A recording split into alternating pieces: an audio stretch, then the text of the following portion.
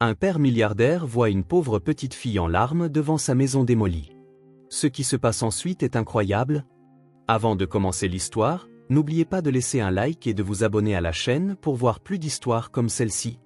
Derek ajusta ses lunettes de soleil en sortant de l'audinoire étincelante. Le soleil de l'après-midi tapait sur le terrain vague, le faisant plisser les yeux un instant. Son chauffeur resta dans la voiture, climatisation en marche. Une petite démonstration de pouvoir que Derek ne remarquait même plus. « Monsieur, le projet respecte les délais. » Le chef de chantier se précipita pour le rattraper, un presse-papier à la main, le souffle court. « Les démolitions se sont terminées hier.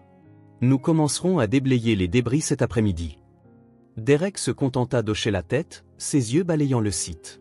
Des tas de béton brisé, de bois éclaté et des faits personnels abandonnés jonchaient ce qui avait été autrefois un pâté de maisons résidentielles. Maintenant, ce serait un autre grand projet, le 20e supermarché de la chaîne et Retail Solutions. « Les chiffres sont bons ?» demanda Derek, sans vraiment se soucier de la réponse. Il savait déjà qu'il l'était. Il l'était toujours. « Excellent, monsieur. Le rendement estimé dépasse nos projections initiales de près de 15%. » Derek esquissa un léger sourire. C'était tout ce qui comptait. Des chiffres qui montent, des graphiques qui pointent vers le haut. Le prochain projet déjà planifié avant même que le précédent ne soit terminé. La machine ne pouvait pas s'arrêter. Il vérifia sa montre, une réunion avec des investisseurs dans 2 heures. Assez de temps pour une inspection rapide, puis un déjeuner sur le pouce au club. « Je vais faire un tour », annonça-t-il, congédiant le responsable d'un geste. Je veux voir tout le périmètre. Bien sûr, monsieur. Faites attention aux décombres. Nous n'avons pas encore tout nettoyé. Derek traversa le terrain, satisfait de sa nouvelle acquisition. L'emplacement était parfait, un quartier en développement, un grand terrain, peu d'obstacles juridiques après l'expulsion des derniers résidents. Il sortit son téléphone de sa poche pour prendre quelques photos à montrer aux investisseurs. C'est alors qu'il entendit un son faible, presque inaudible par-dessus le bruit des machines au loin. Quelqu'un pleurait. Derek fronça les sourcils, rangea son téléphone et se tourna vers le son. Il fit quelques pas hésitants, contournant un tas de décombres qui avait manifestement été le mur extérieur d'une maison. Et là, assise sur une petite valise rose, se trouvait une petite fille. Elle était petite, peut-être 5 ans, avec des cheveux blonds poussiéreux et des yeux bleus remplis de larmes. Elle portait une robe jaune tachée de poussière et serrait contre elle un ours en peluche usée. Ses larmes laissaient des traînées propres sur son visage couvert de poussière. Derek se figea. Les enfants n'étaient pas son domaine. Il en avait une, bien sûr, mais elle était prise en charge par des nounous, des tuteurs privés et son ex-femme. Il avait rarement à s'occuper d'elle seule plus de quelques heures. Et, lança-t-il, mal à l'aise. « Tu ne devrais pas être ici. C'est dangereux. » La petite fille leva les yeux, ses prunelles bleues s'écarquillant en voyant l'homme au costume coûteux. Elle ne bougea pas, se contentant de serrer plus fort l'ours contre sa poitrine. « Où sont tes parents ?» insista Derek, regardant autour de lui. « Tu ne peux pas être seul ici. » La fillette renifla, s'essuyant le nez sur la manche de sa robe. « Maman est partie nous trouver un endroit où loger, » répondit-elle d'une petite voix. « Elle m'a dit d'attendre ici avec nos affaires. » Derek regarda ses affaires. La petite valise rose et l'ours étaient de toute évidence les seuls biens qu'elle avait réussi à sauver. Une boule se forma dans sa gorge. « Alors, comment t'appelles-tu » ? « Zoé, » répondit-elle, pleurant toujours doucement. « Zoé, » répéta Derek. « Pourquoi pleures-tu » Sa réponse le frappa comme un coup de poing dans le ventre. « Ils ont démoli notre maison, » dit Zoé en montrant les décombres à côté d'eux. « On n'avait pas l'argent pour payer. » Derek regarda dans la direction qu'elle indiquait. Une des maisons démolies. Sa vraie famille avait vécu là. Cette véritable enfant y avait dormi la veille. « Cette maison était à vous » demanda-t-il, sa voix perdant de sa fermeté habituelle. Zoé hocha simplement la tête, les larmes revenant en force. « Et maintenant, on n'a nulle part où aller. Maman a dit que ça irait, mais elle pleurait aussi. » Derek déglutit difficilement. Il avait l'habitude de voir des propriétés, pas des gens. Des terrains, pas des histoires. Des profits, pas des conséquences. Le monde qu'il s'était construit était fait de tableurs, pas de larmes d'enfants. « Ça fait longtemps que ta maman est partie ?» demanda-t-il, essayant de garder une voix neutre. « Je ne sais pas. Elle a dit qu'elle reviendrait vite, » répondit Zoé, essuyant maintenant ses larmes avec détermination. Mais il ne faut pas qu'elle tarde trop parce que j'ai faim. La simplicité de cette préoccupation, la faim, un besoin fondamental, fit ressentir à Derek quelque chose d'étrange dans sa poitrine. Un malaise? Non, c'était plus profond. C'était une sorte de trouble qu'il ne pouvait identifier. « Je peux attendre avec toi », proposa-t-il, se surprenant lui-même. « Jusqu'à ce que ta mère revienne. » Il s'assit sur un morceau de béton, gardant une distance respectueuse de la fillette. Ils restèrent assis en silence pendant quelques minutes. Derek vérifiait occasionnellement sa montre. La réunion avec les investisseurs commencerait dans 1h30 maintenant. « Tu travailles ici ?» demanda Zoé, curieuse. Derek hésita. « Oui. En quelque sorte. » « C'est toi qui leur as dit de casser notre maison ?» La question innocente le transperça comme une lame. Il ne put répondre. « Maman a dit qu'un monsieur nous a dit qu'on devait partir », continua Zoé en regardant son ours. Elle a essayé d'expliquer qu'on n'avait nulle part où aller, mais il n'a rien voulu savoir. À chaque mot prononcé par la fillette, quelque chose se brisait en Derek. Il n'avait jamais été présent lors des expulsions. C'était juste des chiffres dans des rapports. Des familles relogées. Des propriétaires indemnisés. Il n'avait jamais vu les visages, jamais entendu les histoires. « Ton ours a un nom ?» demanda-t-il, essayant de changer de sujet. « Buddy » répondit Zoé, lui montrant le jouet usé. « C'est mon meilleur ami. Maman a dit que je ne pouvais emporter qu'une seule chose quand on a dû partir en courant, et je l'ai choisi.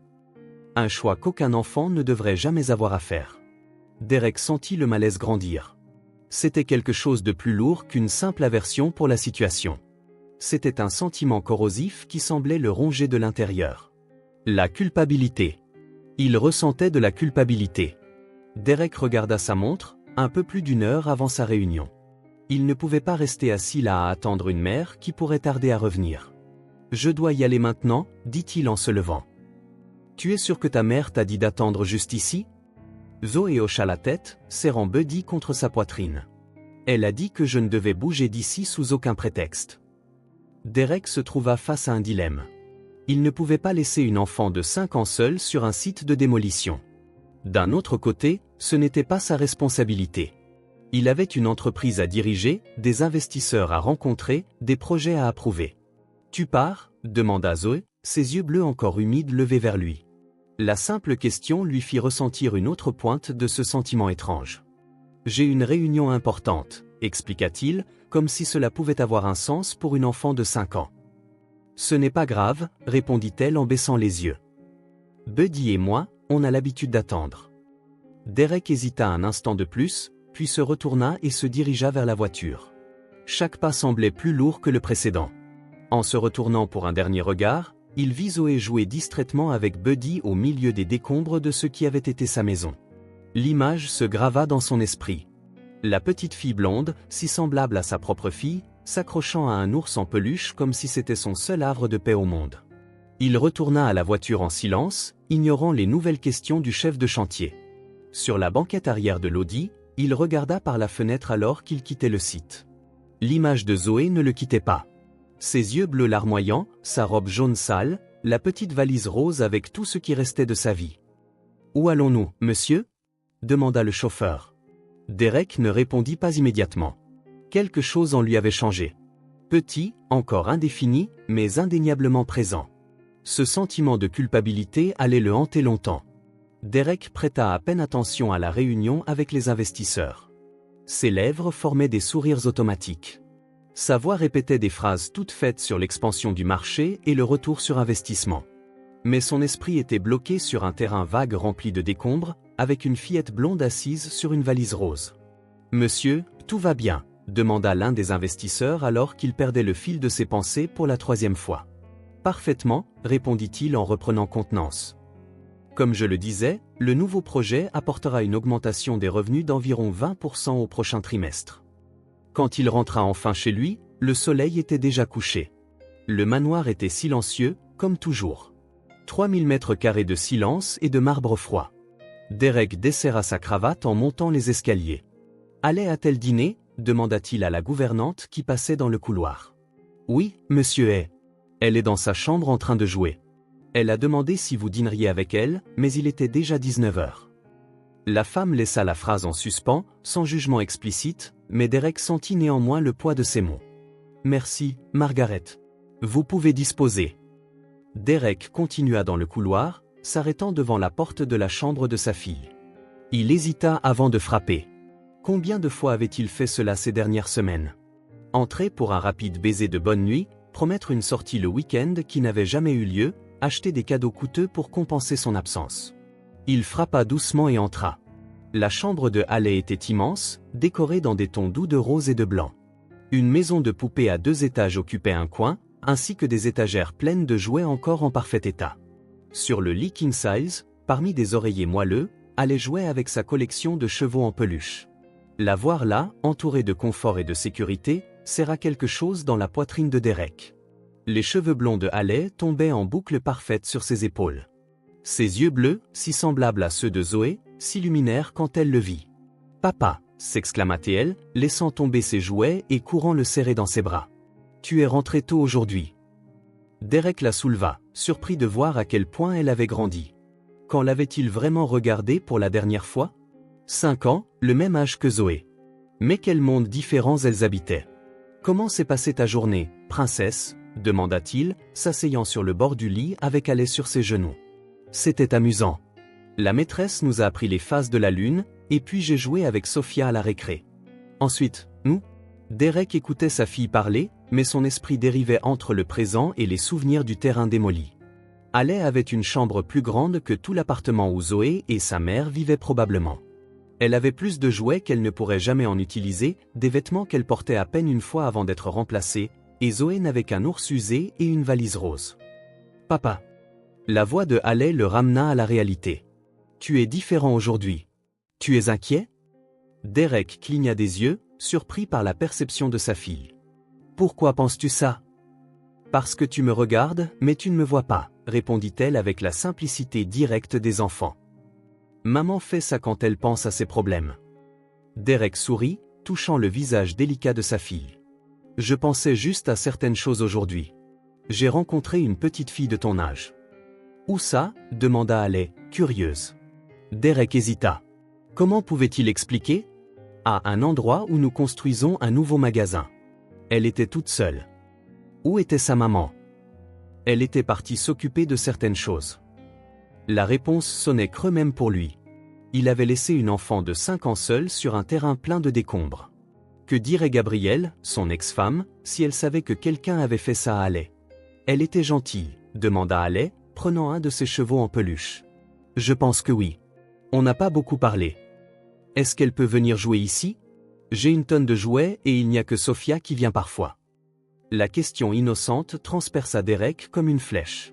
L'image de Zoé assise sur ce lit luxueux, regardant avec émerveillement tous les jouets que Haley possédait. Ce serait comique si ce n'était pas si tragique. 2 filles du même âge, avec la même apparence, séparées par un gouffre qu'il avait contribué à créer. Je ne sais pas, ma chérie. Peut-être. Haley haussa les épaules et retourna à ses jeux, mais Derek resta assis, la regardant. Elle prenait un cheval, puis un autre, créant des histoires élaborées dans son esprit, en sécurité dans son monde protégé. Et si c'était elle ? La question surgit comme un murmure dans son esprit. Et si c'était Haley assise dans les décombres de sa maison démolie ? Et si c'était Haley tenant son jouet préféré, sachant que c'était tout ce qui lui restait ? Et si c'était Haley qui avait faim, attendant une mère partie trouver un endroit où loger ? Derek sentit une boule dans sa gorge. Depuis 6 ans qu'il avait fondé et développement, il n'avait vu que des chiffres, pas des gens.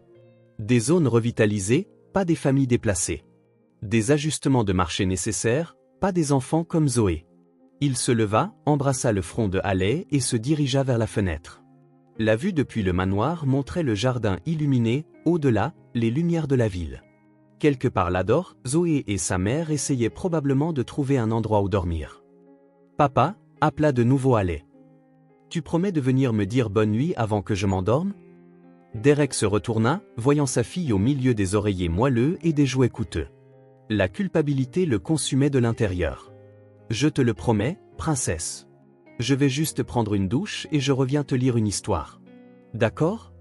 Le sourire de Haley illumina la pièce. « Est-ce que je peux choisir laquelle ? » « Bien sûr que tu peux. » Derek quitta la chambre et se rendit dans sa propre suite.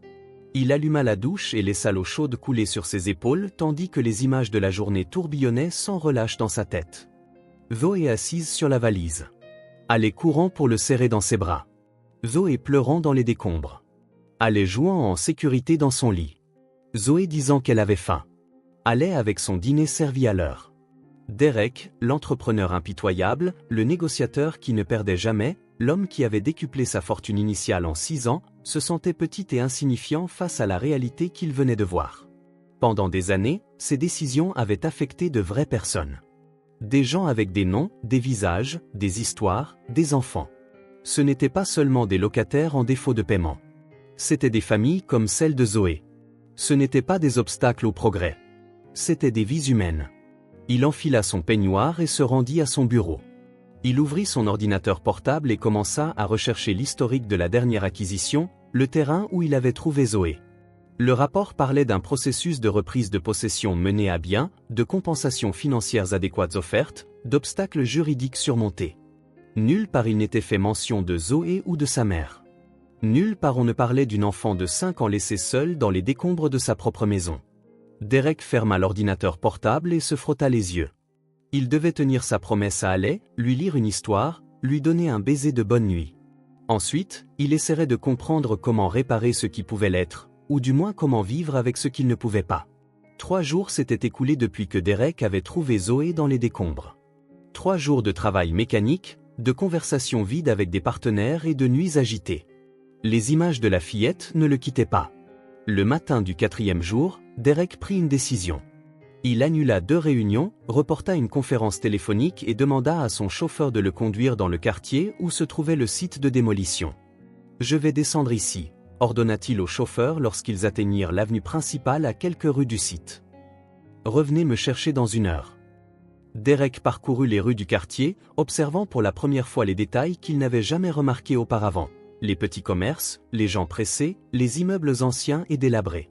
C'était un monde à part de ses bureaux de verre et d'acier, de ses restaurants de luxe, de son manoir isolé. Il ne savait pas exactement ce qu'il cherchait. Ou plutôt, il le savait, mais ne voulait pas l'admettre. Il voulait trouver Zoé, s'assurer qu'elle allait bien. Peut-être offrir une aide anonyme, quelque chose pour alléger le poids de la culpabilité qui l'empêchait de dormir correctement. Derek était sur le point d'abandonner quand il la vit, assise seule sur les marches d'un vieil immeuble à 2 rues du site démoli. La même petite fille blonde, le même ours en peluche usé, la même robe jaune qui semblait maintenant encore plus délavée sous la lumière du matin. Il hésita avant de s'approcher. Que dirait-il? Comment expliquerait-il sa présence ici? Derek n'avait jamais de doute, n'hésitait jamais. Les affaires étaient simples. On veut quelque chose, on identifie ce qu'il faut faire pour l'obtenir et on le fait. Mais ça, c'était différent. Il acheta un sandwich et un jus d'orange dans un snack voisin et se dirigea vers les marches où Zoé était assise. « Salut », dit-il en s'arrêtant à quelques mètres. « Tu te souviens de moi ?» Zoé leva les yeux. Un instant, elle parut confuse.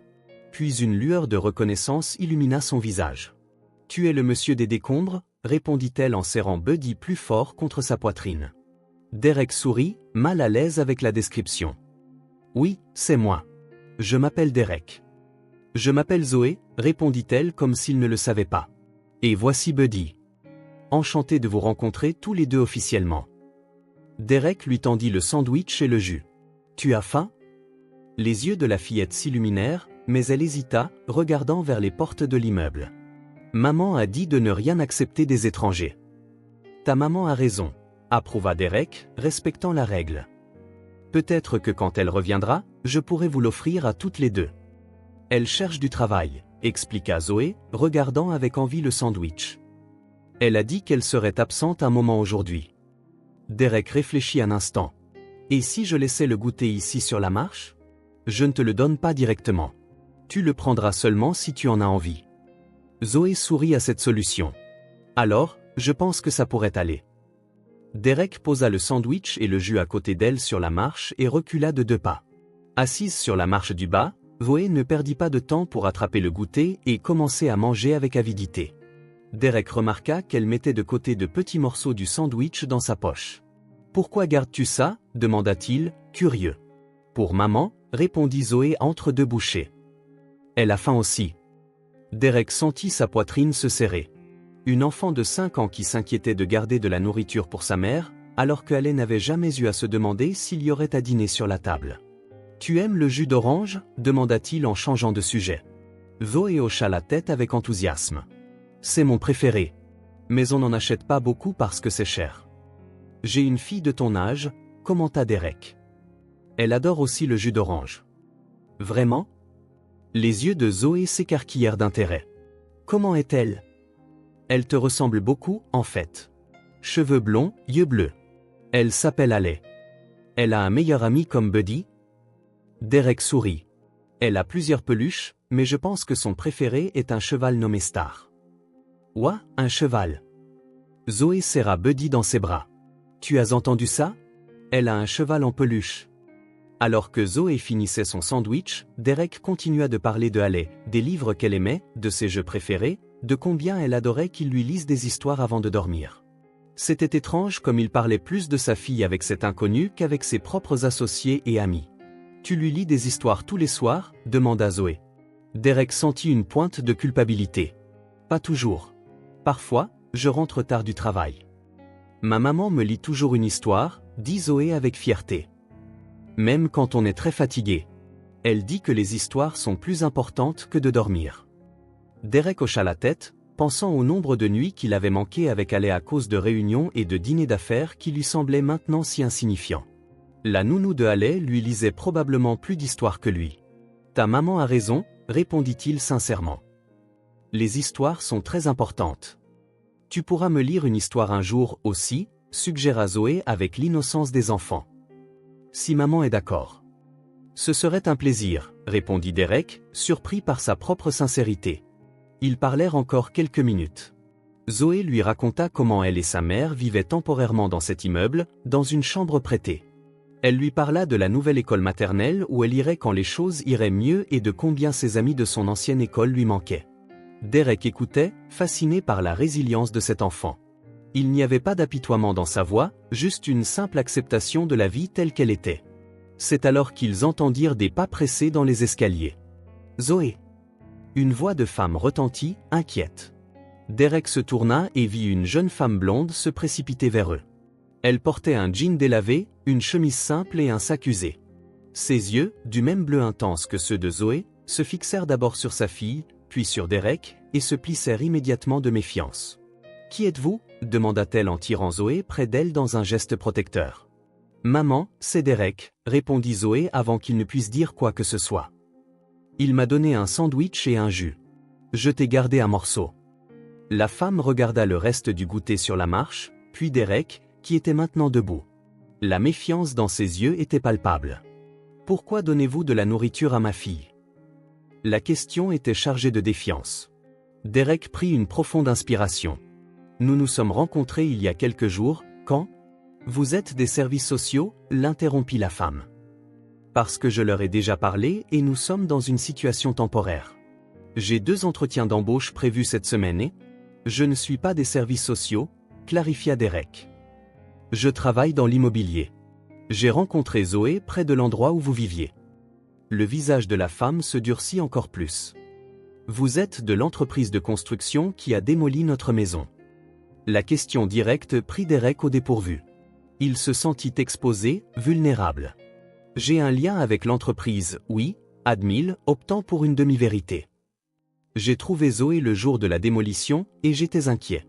Je voulais juste m'assurer qu'elle allait bien. » La femme laissa échapper un rire sec et sans joie. « Un homme riche qui aide les pauvres a toujours une arrière-pensée, » dit-elle avec amertume. « Que voulez-vous ? Soulager votre conscience, ou est-ce une sorte de projet caritatif pour vous sentir mieux ?»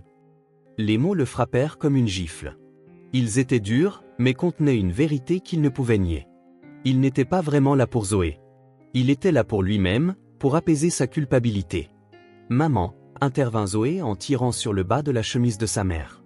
« Derek a une fille de mon âge. Elle a un cheval en peluche. » La femme regarda sa fille, puis de nouveau Derek. Son regard était toujours méfiant, mais quelque chose s'était adouci. « Rachel » dit-elle finalement. « Je m'appelle Rachel. »« Derek » répondit-il en tendant la main. Rachel hésita avant de la serrer brièvement. « J'apprécie votre préoccupation pour ma fille, monsieur, mais nous allons bien. Nous traversons une période difficile, mais nous nous en sortirons. La fierté dans sa voix était évidente. Derek admira sa force. J'en suis sûr, répondit-il sincèrement. Et s'il vous plaît, appelez-moi Derek.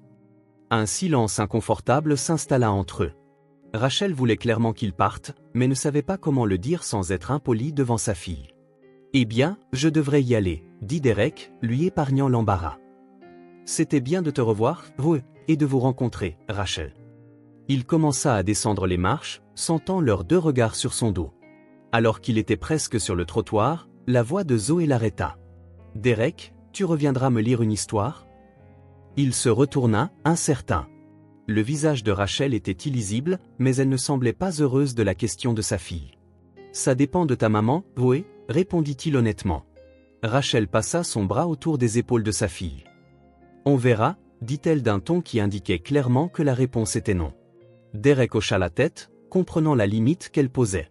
« Bonne journée. » En s'éloignant, il pouvait entendre Zoé raconter à sa mère l'histoire de Haley et de son cheval en peluche. Quelque chose en lui avait changé. Ce n'était plus seulement de la culpabilité. C'était un désir sincère d'aider. Sur le chemin du retour, il passa devant une librairie. Il s'arrêta, regardant la vitrine pleine de livres pour enfants colorés. Il entra et, après quelques minutes de recherche, acheta 3 livres qu'il pensait que Zoé pourrait aimer. Il ne savait pas comment ni quand il les livrerait. Rachel les rejetterait probablement, les considérant comme de la charité ou pire, une tentative d'acheter un accès à sa fille, mais il les acheta quand même. Dans la voiture sur le chemin du bureau, Derek prit son téléphone et appela sa secrétaire. « Sandra, annulez mes réunions de cet après-midi. Je vais chercher ma fille à l'école plus tôt aujourd'hui. »« Monsieur est ?» La surprise dans sa voix était évidente.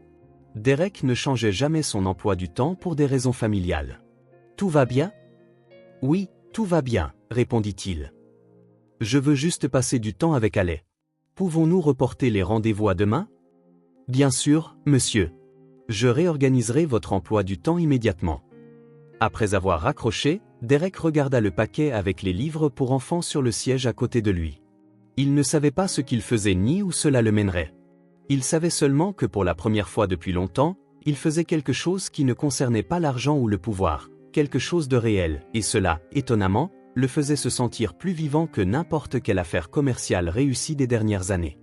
La pluie commença comme un murmure silencieux en début de soirée. Puis elle se transforma en un rugissement violent qui s'abattit sur la ville. Derek était dans son bureau, finalisant les détails d'un nouveau projet, lorsque la tempête éclata. À travers la fenêtre panoramique du 30e étage, il vit les rues en contrebas être balayées par l'eau sans pitié. Quelque chose le dérangeait, un sentiment persistant qu'il ne pouvait nommer. Il pensa à Haley, en sécurité et au chaud à la maison, jouant probablement sous la surveillance de sa nounou. Puis il pensa à Zoé. 2 semaines s'étaient écoulées depuis leur rencontre sur les marches. Derek était revenu 2 fois de plus, toujours avec un goûter ou un petit cadeau, des crayons de couleur, un carnet de dessin. Rachel restait méfiante, mais elle ne l'empêchait plus de parler à Zoé. C'était un progrès lent et délicat. Lors de sa dernière visite, il avait remarqué que la chambre prêtée dont elle parlait se trouvait dans un immeuble condamné où elle squattait. Un endroit qui n'offrait aucune protection adéquate même par temps ensoleillés, et encore moins sous une tempête comme celle-ci. Derek essaya de se concentrer sur les documents devant lui, mais c'était inutile. Zoé et sa mère seraient-elles au sec, au chaud, en sécurité ? C'est ridicule, marmonna-t-il pour lui-même en fermant le dossier. Ce n'était pas sa responsabilité. Il avait fait plus que la plupart des gens, offrant des goûters et des petits cadeaux. Pourtant, 15 minutes plus tard, il était dans sa voiture, conduisant sous la pluie torrentielle vers le quartier où vivaient Zoé et Rachel. Il avait renvoyé son chauffeur plus tôt, chose inhabituelle. Ce soir-là, il préférait être seul. Les rues étaient presque désertes, à l'exception des plus malchanceux. Des sans-abri blottis sous des auvents, des travailleurs courant avec des journaux sur la tête, quelques voitures se déplaçant lentement à travers les flaques qui se formaient sur l'asphalte. Derek ralentit en approchant de l'immeuble où il avait vu Zoé pour la dernière fois. Il ne s'attendait pas vraiment à les trouver dehors par une nuit pareille, mais quelque chose le poussa à vérifier. C'est alors qu'il les vit. Blottis sous un petit auvent devant un magasin fermé à 2 rues de l'immeuble où elle logeait, Rachel serrait Zoé contre sa poitrine, essayant de la protéger de l'eau que le vent fort poussait sous l'abri insuffisant. Elles étaient toutes les deux trempées, frissonnant visiblement même de loin. Derek gara la voiture n'importe comment et courut sur le trottoir, sentant la pluie froide traverser son costume coûteux en quelques secondes. « Rachel » cria-t-il en s'approchant. « Zoé !» Elles levèrent les yeux, surprises. Le visage de Zoé s'illumina d'un sourire fragile, mais Rachel semblait trop épuisée pour même montrer de la surprise. « Que s'est-il passé ?» demanda Derek, s'arrêtant devant elle, la pluie ruisselant sur son visage. « Ils ont expulsé tout le monde de l'immeuble cet après-midi, » répondit Rachel, la voix tremblante de froid. « Inspection de la ville. Ils ont dit que l'endroit allait s'effondrer. » Derek regarda autour de lui. Il n'y avait personne d'autre dans les rues, aucun abri visible. « Où allez-vous passer la nuit ?» Rachel haussa les épaules, un geste d'impuissance qui en disait plus que n'importe quel mot. Derek, la petite voix de Zoé semblait étouffée contre la poitrine de sa mère. Buddy a très froid. L'ours en peluche, maintenant trempé, pendait mollement de la main de la fillette. Derek sentit son cœur se serrer. « S'il vous plaît, dit-il en regardant directement dans les yeux de Rachel. Venez avec moi. Un endroit sec, c'est tout. » Il vit l'hésitation sur son visage, la fierté luttant contre le besoin. Rachel était forte, déterminée à s'en sortir seule, à ne dépendre de personne, surtout pas de quelqu'un comme lui, qui représentait tout ce qui lui avait enlevé sa stabilité. « Je ne peux pas laisser ma fille dans la rue par une nuit pareille, » dit Derek en baissant la voix pour que seule Rachel puisse l'entendre. « S'il vous plaît. » Rachel regarda Zoé, puis la tempête autour d'eux, et enfin Derek. « Où ?» demanda-t-elle avec méfiance. « J'ai un appartement à quelques rues d'ici, petit et simple, utilisé pour des invités occasionnels. » Ce n'était pas tout à fait vrai. L'appartement était un investissement gardé vide pour la plus-value, mais c'était un endroit sûr, sec, avec des lits, de l'eau chaude et de la nourriture. Sans aucune condition, l'assura Derek en voyant son hésitation. « Vous pouvez rester juste pour ce soir si vous préférez. Demain, nous chercherons une autre solution. » Un coup de tonnerre gronda au-dessus de leur tête, faisant sursauter Zoé de peur. C'est ce qui décida Rachel. Juste pour ce soir, accepta-t-elle en se levant avec difficulté, ses vêtements lourdeaux. Derek les conduisit rapidement à la voiture. Il mit le chauffage à fond pendant qu'il conduisait dans les rues inondées. Dans le rétroviseur, il vit Zoé sur la banquette arrière, serrée par sa mère, les lèvres encore bleues de froid. 10 minutes plus tard, il se gara dans le garage d'un immeuble de classe moyenne. Ce n'était pas luxueux comme sa propre résidence, mais c'était propre, sûr et bien entretenu. Il monta avec elle au 5e étage. L'appartement avait 2 chambres, un salon, une cuisine et une salle de bain.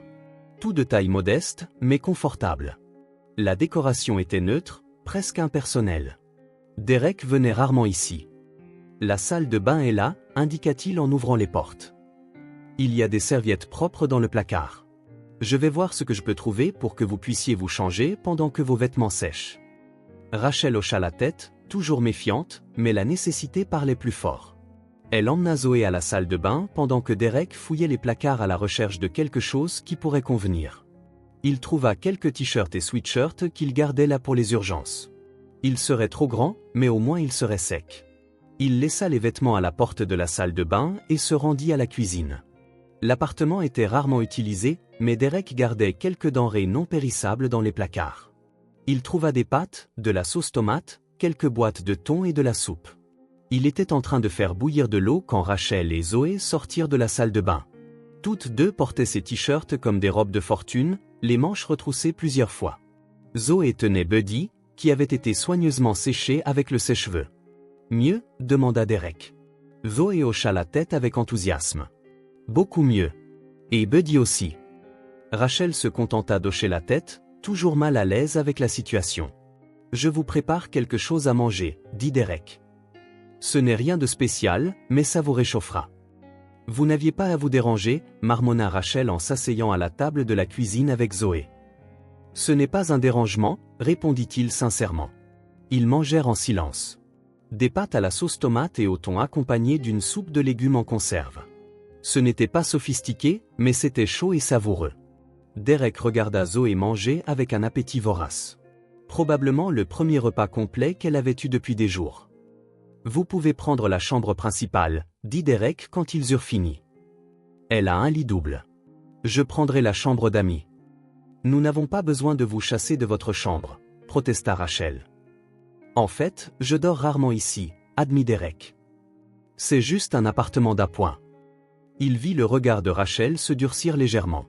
Pour quelqu'un qui avait perdu la seule maison qu'elle avait, l'idée d'un appartement d'appoint sonnait comme une insulte. Vous êtes en sécurité ici, dit Derek, essayant de changer de sujet. La tempête pourrait durer toute la nuit. Comme pour confirmer ses paroles, le tonnerre gronda à l'extérieur, suivi du hurlement féroce du vent contre les fenêtres. La pluie continuait de tomber sans pitié. Derek emporta la vaisselle à l'évier pendant que Rachel aidait Zoé à se brosser les dents avec une nouvelle brosse à dents qu'il avait trouvée dans le placard. Puis la mère emmena sa fille à la chambre. Derek resta dans le salon, leur laissant de l'espace et de l'intimité. Environ une demi-heure plus tard, Rachel revint au salon. Elle semblait moins tendue mais toujours mal à l'aise. Zoé dort, rapporta-t-elle en s'arrêtant à l'entrée de la pièce. Elle était épuisée. J'imagine que vous aussi, répondit Derek. Pourquoi faites-vous ça? La question vint directement, sans détour. Que voulez-vous de nous? Derek prit une profonde inspiration. C'était une question juste. Je me soucie beaucoup de votre fille. Les mots sortirent simples, honnêtes. Et par extension, je me soucie de vous aussi. Pourquoi? Vous ne nous connaissez même pas. Derek n'avait pas de réponse toute faite. Comment pouvait-il expliquer la culpabilité, le désir de réparation, le lien inattendu qu'il avait ressenti depuis leur première rencontre? J'ai rencontré Zoé le jour où ils ont démoli votre maison, admit-il finalement. Elle était seule au milieu des décombres. Cette image? Je ne peux pas l'oublier. Rachel l'étudia un long moment, comme pour évaluer la sincérité de ses paroles. Vous travaillez pour l'entreprise de construction qui nous a expulsés, dit-elle. Ce n'était pas une question.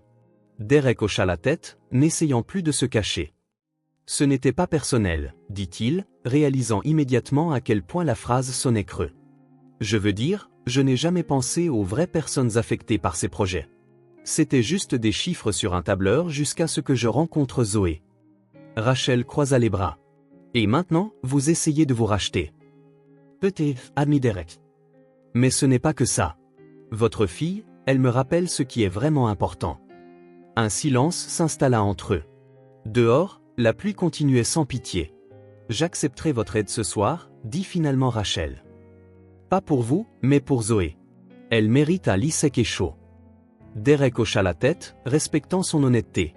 Demain, nous déciderons de la prochaine étape, ajouta-t-elle en se tournant pour retourner dans la chambre. À la porte, elle s'arrêta. Merci, dit-elle sans se retourner, le mot presque inaudible avant qu'elle ne disparaisse dans le couloir. Derek resta dans le salon, écoutant la tempête dehors.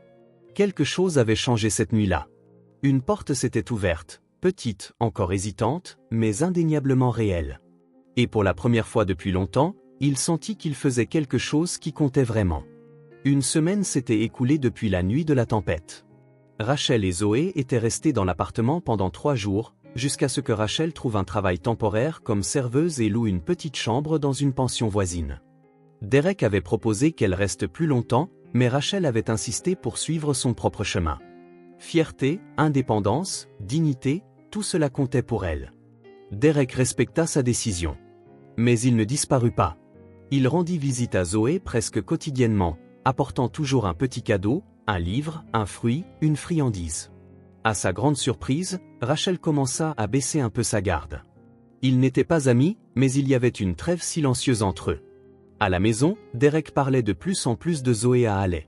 Sa fille, curieuse de nature, le bombardait de questions sur cette mystérieuse fille qui lui ressemblait tant. « Est-ce qu'elle aime les princesses, papa ?» demanda Haley pendant le petit déjeuner du samedi matin. « Je pense que oui, » répondit Derek en coupant une crêpe en petits morceaux. « Elle a une robe jaune qu'elle porte presque tous les jours. »« Comme Belle !» s'exclama Haley, se référant au personnage de son film préféré. « Je peux la rencontrer, s'il te plaît ?» Derek hésita. L'idée lui avait traversé l'esprit plusieurs fois, mais ne s'était jamais concrétisée. Comment réagirait Rachel? Le verrait-elle comme une autre intrusion, une tentative d'envahir le petit monde qu'elle se battait pour protéger? Peut-être, répondit-il finalement. Je vais parler à sa maman aujourd'hui, insista Haley, ses yeux bleus brillants d'attente. Derek sourit à la persévérance de sa fille. Alors, on verra. Cet après-midi-là, Après avoir laissé Alec avec la nounou, Derek se rendit à la pension où vivaient Rachel et Zoé. C'était un endroit simple mais propre, avec un petit espace commun où Zoé jouait quand sa mère était au travail. C'est là qu'il la trouva, en train de colorier dans un livre usagé qu'il avait apporté quelques jours plus tôt. « Derek !» s'exclama Zoé en le voyant, courant pour lui serrer les jambes. C'était un développement récent. La fillette avait surmonté sa timidité initiale et le saluait maintenant avec un enthousiasme sincère. « Salut, princesse !» la salua-t-il en s'accroupissant à sa hauteur. « Où est ta maman ?» Elle se repose un peu. Elle a travaillé tard hier soir. Derek hocha la tête. Rachel faisait des doubles services dès qu'elle le pouvait, économisant chaque centime. « J'attendrai alors. Je ne veux pas la réveiller. Regarde ce que je dessine. » Zoé prit sa main et le tira vers la table où se trouvait son livre de coloriage. C'est une princesse guerrière. Elle a une épée et sauve le prince du dragon. Derek sourit, admirant le dessin. Zoé coloriait en dehors des lignes, mais avec enthousiasme et créativité. C'est incroyable. J'aime les princesses qui sauvent les princes. Moi aussi, approuva une voix derrière eux. Derek se tourna et vit Rachel debout à l'entrée de la salle commune. Elle avait l'air fatiguée mais souriait faiblement à sa fille. Désolé de débarquer à l'improviste, dit Derek en se levant. J'espère que je n'ai pas interrompu ton repos. Rachel haussa les épaules. J'étais déjà réveillée. Qu'est-ce qui t'amène aujourd'hui, à part l'évidence ? Ajouta-t-elle en jetant un coup d'œil à Zoé, qui était retournée à son coloriage. En fait, je voulais te parler de quelque chose. Derek hésita, choisissant ses mots. Ma fille, Alec. Elle a beaucoup entendu parler de Zoé. Elle est curieuse de la rencontrer. Rachel haussa les sourcils, surprise. Tu veux amener ta fille ici ? Si tu le permets, répondit Derek. J'ai pensé que les filles pourraient peut-être jouer ensemble demain. Je peux les prendre et les emmener dans un parc ou où tu préfères.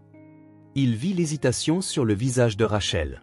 Pour elle, accepter que Derek connaît Zoé était déjà un grand pas. Permettre à sa fille de rencontrer la sienne serait franchir une autre frontière. Alec a le même âge que Zoé, ajouta Derek. Et je pense qu'elle pourrait bien s'entendre. Maman. Zoé avait cessé de colorier et écoutait la conversation avec intérêt. Je peux rencontrer Alec, s'il te plaît ? Derek a dit qu'elle a un cheval en peluche. Rachel regarda sa fille, puis de nouveau Derek. Elle soupira. D'accord, séda-t-elle finalement. Mais pas un parc. Ici, et je serai présente tout le temps. Bien sûr, accepta rapidement Derek. Tout ce que tu jugeras le mieux. Et c'est ainsi que le dimanche après-midi, Derek retourna à la pension avec Alec. Sa fille était excitée, tenant un paquet coloré et parlant sans arrêt pendant tout le trajet en voiture. Tu penses qu'elle aimera le cadeau, papa ? C'est mon cheval préféré, mais j'en ai d'autres. Sophia a dit qu'on n'offre pas de vieux jouets en cadeau, mais Star n'est pas vieille. Elle a juste beaucoup d'amour, n'est-ce pas ? Derek sourit, regardant dans le rétroviseur. Je suis sûr que Zoé va l'adorer, ma chérie. C'est très généreux de ta part de lui donner Star. Quand ils arrivèrent, Alec devint soudainement timide, se cachant partiellement derrière les jambes de son père alors qu'il montait les escaliers de la pension. Derek pouvait sentir la nervosité de sa fille, si inhabituelle pour sa personnalité normalement extravertie.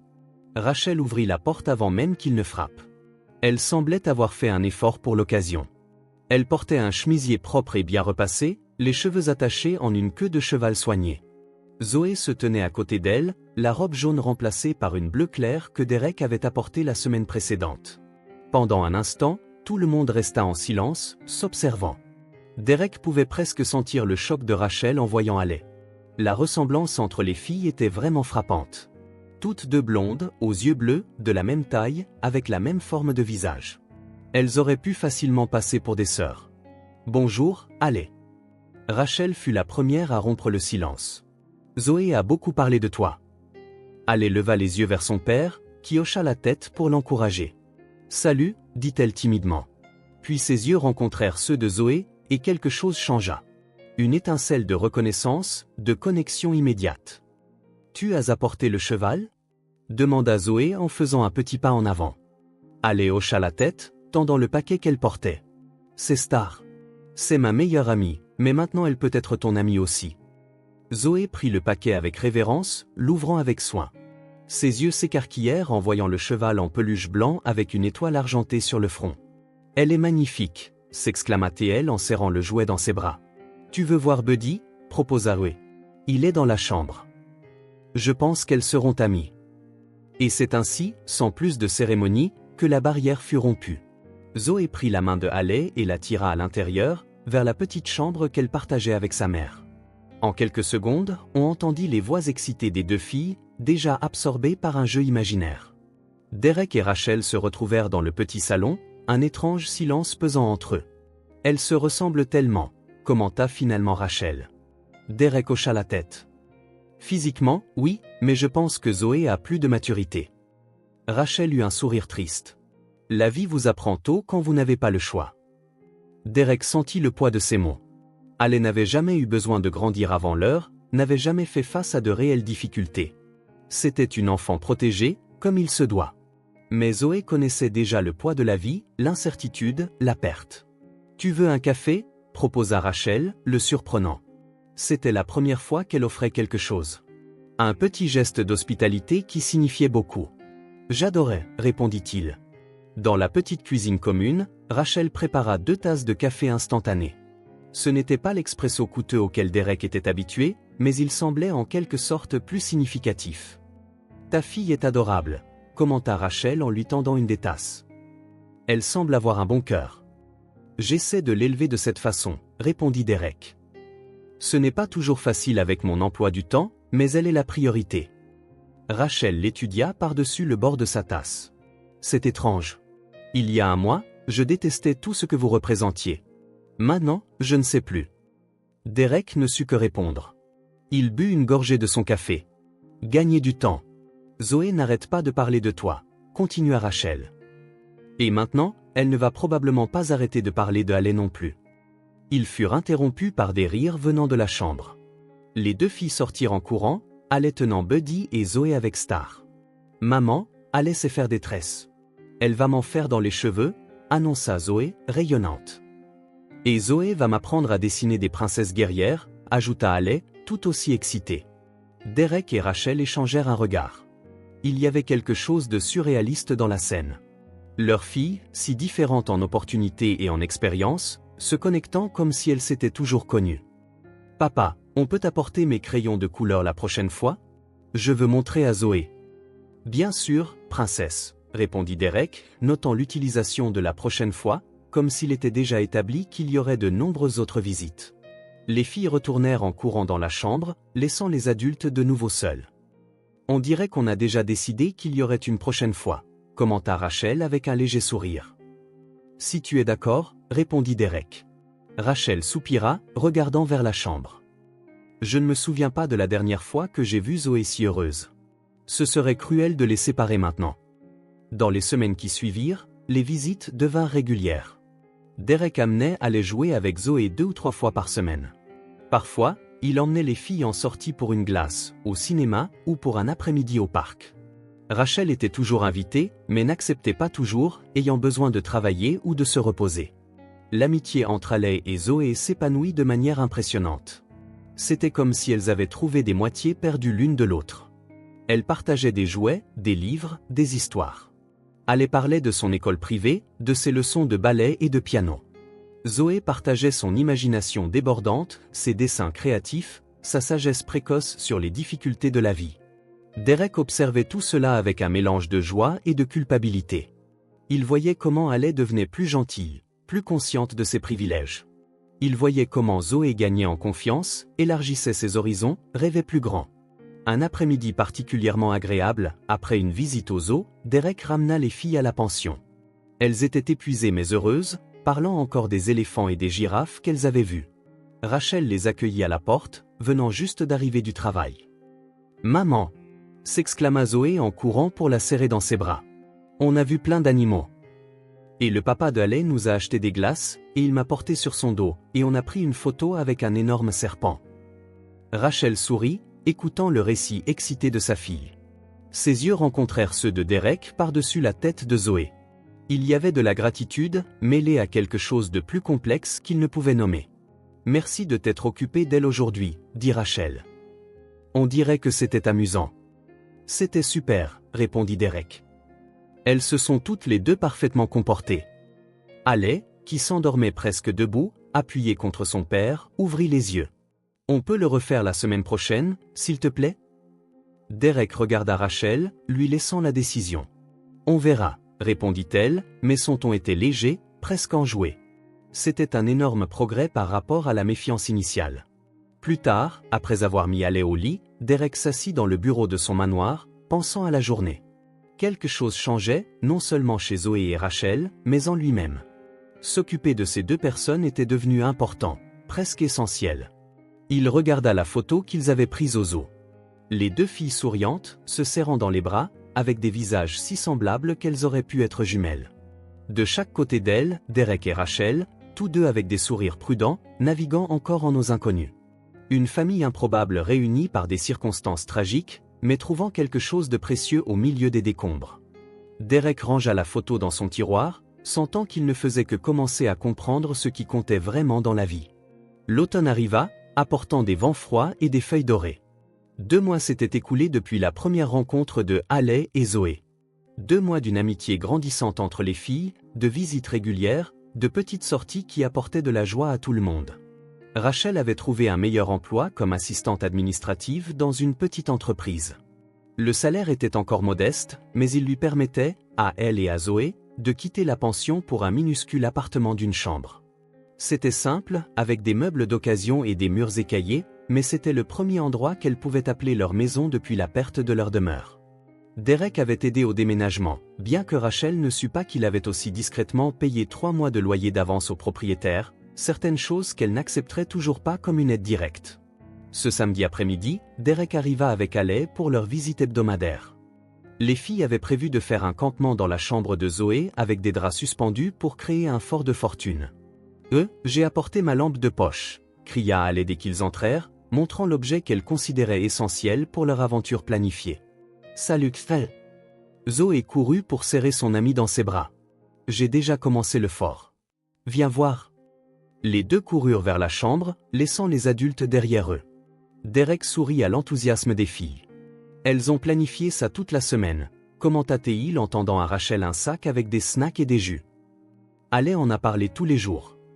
Rachel accepta le sac avec un sourire contenu. Sa relation avec Derek portait encore une certaine tension, mais elle s'était considérablement adoucie ces dernières semaines.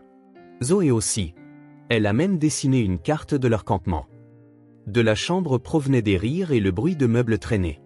Derek et Rachel échangèrent des regards inquiets. Je pense que nous ferions mieux de vérifier ce qu'elles font, suggéra Rachel. Dans la petite chambre, ils trouvèrent les filles essayant de pousser le lit de Zoé contre le mur pour créer plus d'espace pour le fort. Des draps et des couvertures étaient déjà précairement suspendus à des chaises et à l'abat-jour. Et, les aventurières, appela Derek. Que diriez-vous d'une aide d'adulte pour ce campement? Les filles acceptèrent volontiers. Pendant les 20 minutes suivantes, Derek aida à construire un fort étonnamment stable en utilisant des draps, des chaises et quelques pinces à linge que Rachel trouva. Quand ils eurent fini, il y avait un espace confortable au milieu de la pièce, éclairé par la lampe de poche de Haley. Maintenant, nous avons besoin de provisions pour notre expédition, déclara Zoé sérieusement.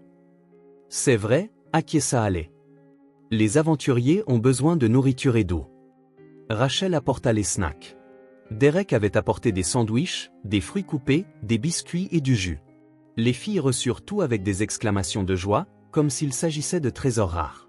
C'est la meilleure expédition de tous les temps, déclara Zoé en arrangeant les provisions à l'intérieur du fort. Oui, et nous sommes les meilleures exploratrices, ajouta Haley, ajustant la lampe de poche pour créer des ombres mystérieuses sur les murs du fort. Derek et Rachel regardaient, tous deux souriant à la scène. Il y avait quelque chose de magique à voir les filles si heureuses avec quelque chose de si simple. Je pense qu'elles sont prêtes, commenta Derek. On peut les laisser à leur aventure pendant que nous prenons un café? Rachel hocha la tête et ils quittèrent la pièce après avoir dit aux filles de les appeler si elles avaient besoin de quelque chose. Dans la petite cuisine, Rachel prépara le café pendant que Derek s'asseyait à la table. C'était la première fois qu'ils étaient vraiment seuls sans l'excuse d'organiser une sortie ou de discuter d'horaire. Alors, dit Rachel en posant les tasses sur la table. Haley semble excitée par la nouvelle année scolaire. Oui, répondit Derek. Elle adore sa nouvelle maîtresse et elle n'arrête pas de parler de ses cours de sciences. Ils étudient les plantes, comment elles poussent. Zoé est fascinée par ça aussi. Elle a même demandé si on pouvait planter un haricot dans du coton pour voir les racines pousser. La conversation coula facilement pendant quelques minutes, échangeant des histoires sur les filles, commentant l'automne qui approchait, discutant de petites banalités. Mais il y avait quelque chose dans l'air, une tension sous-jacente, comme s'ils savaient tous les deux qu'ils ne faisaient que retarder une conversation plus profonde. De la chambre provenaient des bruits occasionnels de rires et de bavardages excités. Les filles étaient dans leur propre monde, inventant des histoires et des aventures. Elles ont créé un lien incroyable, commenta Derek en regardant vers la chambre. Je n'ai jamais vu Alès se lier avec quelqu'un à ce point. Zoé aussi, acquiesça Rachel. Elle a toujours été une enfant solitaire. Depuis que nous ne sommes plus que toutes les deux. Le silence revint, plus lourd cette fois. Derek but une gorgée de café, rassemblant son courage. Rachel, commença-t-il prudemment. Je n'ai jamais parlé du père de Zoé. Rachel leva les yeux, surprise par l'observation directe. Un instant, Derek pensa qu'il avait franchi une ligne, qu'elle se refermerait à nouveau, mais à sa grande surprise, elle posa sa tasse et prit une profonde inspiration, comme si elle prenait une décision difficile. Il s'appelait Nathan, commença-t-elle, la voix basse pour que les filles n'entendent pas depuis la chambre. Nous nous sommes rencontrés à l'université. J'étudiais le commerce. Il étudiait l'ingénierie. Nous nous sommes mariés en dernière année, trop jeunes selon nos parents. Un sourire triste apparut sur ses lèvres. Zoé est née 1 an plus tard. Nous venions d'acheter notre maison, un petit endroit, mais c'était à nous. Derek écoutait en silence, sentant la difficulté avec laquelle elle parlait. Nathan travaillait pour une entreprise de construction. Ironiquement, il était brillant, dévoué. Il pensait avoir un avenir dans l'entreprise, qu'il y évoluerait. Rachel fit une pause, buvant une gorgée de café. Quand Zoé avait 3 ans, il a découvert un grave problème structurel dans l'un des projets. Des défauts qui pouvaient mettre des vies en danger. Il l'a signalé à ses supérieurs, a insisté sur le fait que quelque chose devait être fait. Derek sentit un nœud dans son estomac, devinant où l'histoire allait. Ils l'ont renvoyé, continua Rachel, la voix maintenant lointaine. Ils ont dit qu'il exagérait, qu'il causait des problèmes. Nathan n'a pas pu trouver un autre emploi dans le domaine. L'industrie est petite, les gens parlent. Il a commencé à travailler comme chauffeur VTC, faisant des petits boulots pour subvenir aux besoins de la famille. Elle s'arrêta, prenant une profonde inspiration. Il dormait peu, mangeait mal. Un jour, il s'est endormi au volant. « Je suis tellement désolé, » dit Derek, la voix basse. Le silence entre eux fut momentanément brisé par un éclat de rire venant de la chambre. Le contraste entre la joie des filles et la tristesse de la conversation était presque douloureux. « Je suis resté avec les dettes, » continua Rachel après un moment. L'hypothèque, les prêts que nous avions contractés pour les rénovations, les factures médicales. J'ai essayé de tout maintenir en ordre, j'ai pris 2 emplois, vendu ce que je pouvais, mais ce n'était pas suffisant. Derek écoutait chaque mot, sentant le poids grandir dans sa poitrine. L'histoire de Rachel n'était pas unique. Combien d'autres familles avaient traversé des situations similaires à cause de décisions qu'ils prenaient dans des salles de conseil confortables, en ne regardant que des tableurs et des projections. La banque a saisi la maison après quelques mois. Nous avons réussi à louer un petit appartement pendant un certain temps, mais les prix dans le quartier augmentaient. Nouveau projet, revitalisation urbaine, vous connaissez le discours. Rachel le regarda directement. Soudain, nous ne pouvions plus nous permettre le loyer. Le propriétaire a vendu l'immeuble à une entreprise de construction qui prévoyait de tout démolir pour construire un complexe commercial. Derek sentit un frisson lui parcourir l'échine. Il connaissait ce projet. C'était le sien. Ils nous ont donné un préavis de 30 jours, mais nous n'avions nulle part où aller. J'ai essayé d'expliquer notre situation, de demander plus de temps. Personne n'a voulu écouter. Le lendemain de la date limite, les machines étaient déjà là. J'ai à peine eu le temps de prendre nos vêtements et nos documents. Rachel fit une pause, regardant par la fenêtre. Vous savez ce qui est le plus ironique ?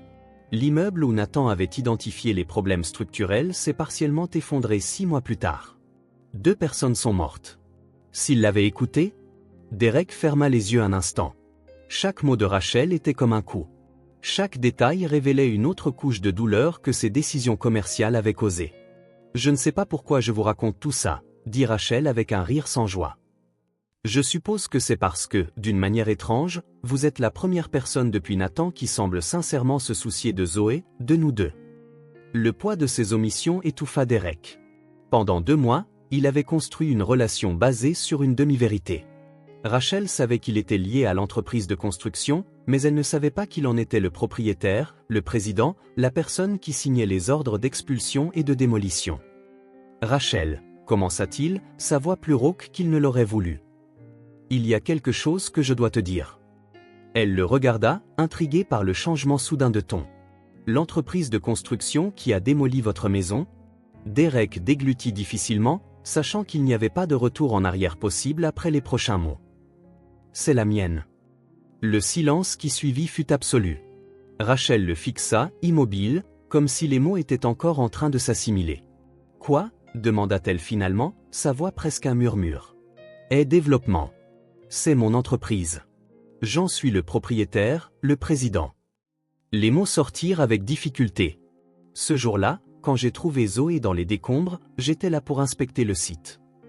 Rachel se leva lentement, posant sa tasse sur la table avec un soin excessif, comme si elle craignait que tout mouvement brusque ne brise le peu de contrôle qui lui restait. Vous saviez, dit-elle, la voix maintenant tremblante. Pendant tout ce temps, vous saviez exactement qui nous étions. Pas au début, tenta d'expliquer Derek, se levant également. J'ai seulement réalisé que c'était la même propriété quand tu as mentionné la démolition. Après ça, oui, je savais. Et vous n'avez rien dit. Ce n'était pas une question, mais une accusation. Vous êtes entré dans nos vies, avez rencontré ma fille, amené à aller jouer avec elle, tout en sachant que c'était vous. Vous qui nous avez laissés sans rien. Rachel, s'il te plaît, laisse-moi expliquer. Expliquer quoi? Sa voix s'éleva maintenant, la colère brisant enfin la surface.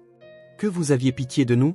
Que votre conscience vous pesait et que vous aviez besoin de vous racheter? Que nous étions un projet caritatif pratique pour que vous vous sentiez mieux à propos de l'empire que vous construisez en détruisant des vies comme la nôtre? Derek n'avait pas de réponse. Chaque accusation trouvait un écho douloureux de vérité en lui. Je me soucie vraiment de vous deux, dit-il finalement. Au début, oui, c'était de la culpabilité, mais ensuite c'est devenu tellement plus que ça. Rachel secoua la tête, des larmes commençant à couler sur son visage. Je vous ai fait confiance, dit-elle, la voix brisée. Nous vous avons fait confiance, et ce n'était que de la culpabilité déguisée, n'est-ce pas? Ne revenez pas. Les derniers mots furent prononcés avec une finalité qui frappa Derek comme un coup physique. S'il te plaît, pense aux filles, tenta-t-il d'argumenter. Allez, sortez de chez moi, l'interrompit Rachel. Maintenant. Dans le fort de fortune de la chambre, Zoé et Haley avaient arrêté leur jeu. Les voix fortes de la cuisine les avaient atteintes, brisant la magie de leur campement imaginaire. Ta maman est en colère contre mon papa? Murmura Haley, les yeux grands ouverts. L'air vraiment très en colère. Les deux se glissèrent prudemment hors du fort et dans le couloir. De là, elle pouvait voir et entendre les adultes dans la cuisine. Qu'est-ce qui se passe? Demanda Zoé d'une petite voix en entrant dans la cuisine avec Haley à ses côtés. Rachel prit une profonde inspiration, essayant de contrôler ses émotions devant sa fille. Derek et Haley s'en vont maintenant, ma chérie. Mais nous n'avons pas fini notre expédition, protesta Zoé. Un autre jour, répondit fermement Rachel. Maman, pourquoi tu pleures? Zoé s'approcha, inquiète. Rachel s'accroupit à la hauteur de sa fille. Parfois, les adultes ne sont pas d'accord sur des choses importantes, ma chérie. Maintenant, dis au revoir à Haley. Les filles se regardèrent, confuses et effrayées par le changement soudain d'atmosphère. Mais on allait dormir dans le fort, dit Haley en regardant son père avec des yeux larmoyants. Je suis désolé, princesse, répondit Derek en posant une main sur l'épaule de sa fille. Nous devons y aller maintenant. Ce n'est pas juste, protesta Haley, les larmes commençant à couler. On n'a même rien fait de mal. Zoé s'approcha de son ami et lui prit la main. Ne pleure pas, Haley. On pourra finir l'expédition un autre jour. Mais Haley sentait que quelque chose n'allait vraiment pas.